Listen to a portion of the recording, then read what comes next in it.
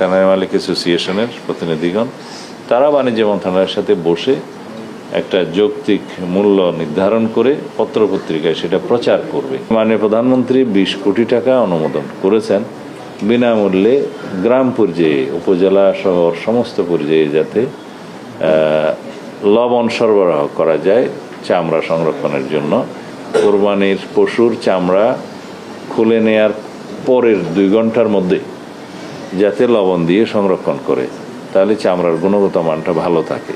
আমরা অনুরোধ করেছি সবাই মিলে, বিজিএমইএ, বিকেএমইএ, বাংলাদেশ ব্যাংক, সংশ্লিষ্ট ব্যাংক, শ্রমিক ফেডারেশন সবাই মিলে ঈদের আগে যাতে কোনো শ্রমিকের বেতন অনাদায়ী না থাকে, মানে আদায় করা হয় বেতন বোনাস, সেই ব্যবস্থা করতে।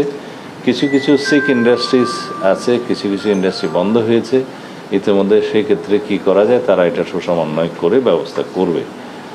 আর কাঁচা চামড়ার মূল্য নির্ধারণের ক্ষেত্রে বাণিজ্য মন্ত্রণালয়ে আরেকটা মিটিং হবে, সেটা ট্যানারি মালিকরা আজকেও এসেছিলেন, ট্যানারি মালিক অ্যাসোসিয়েশনের প্রতিনিধিগণ তারা বাণিজ্য মন্ত্রণালয়ের সাথে বসে একটা যৌক্তিক মূল্য নির্ধারণ করে পত্রপত্রিকায় সেটা প্রচার করবে, চামড়ার মূল্য, ন্যায্য মূল্য, সেটা পরবর্তীতে তারা জানাবে। আর অন্যান্য যেগুলো সার্ভিস সেক্টর আছে, বিদ্যুৎ, পানি এবং অন্যান্য গ্যাস সেক্টর, তাদেরকে সার্ভিস যাতে স্বাভাবিক রাখে সেই অনুরোধ করা হয়েছে। আর ঈদের জামাতে প্রয়োজনীয় নিরাপত্তা, মোবাইল কোর্ট পরিচালনা এবং অন্যান্য প্রচার করা হবে, যেটা আমরা ইতিপূর্বে মাননীয় প্রধানমন্ত্রীর সভাপতিত্বে একটা মিটিং করেছিলাম, সেটা পত্রপত্রিকায় প্রকাশিত হয়েছে, আপনারা জানেন, আমিও কথা বলেছিলাম।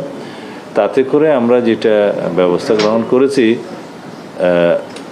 এটা বাণিজ্য মন্ত্রণালয় অথবা শিল্প মন্ত্রণালয়, আমার মনে হয় এটা বাণিজ্য মন্ত্রণালয়ই করছে, শিল্প মন্ত্রণালয়ের সাথে সংশ্লিষ্টতা আছে, যেটা মাননীয় প্রধানমন্ত্রী 20 কোটি টাকা অনুমোদন করেছেন বিনামূল্যে গ্রাম পর্যায়ে, উপজেলা শহর সমস্ত পর্যায়ে যাতে লবণ সরবরাহ করা যায় চামড়া সংরক্ষণের জন্য।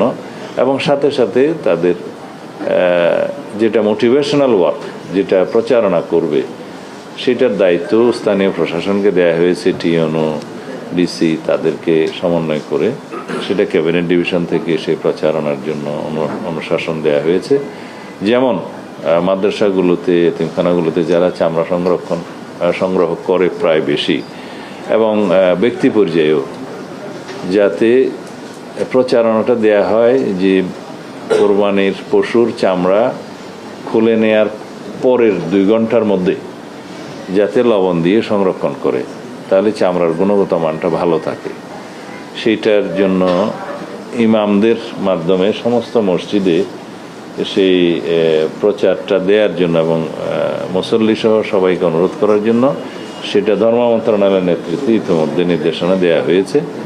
এবং এটার একটা ন্যারেটিভ, যে প্রচারপত্রটা কি হবে, সেটা কন্টেন্টটা রেডি করে আমরা ধর্ম মন্ত্রণালয়ের কাছে আমরা দেব, সেজন্য একটা ব্যবস্থা নেওয়া হয়েছে।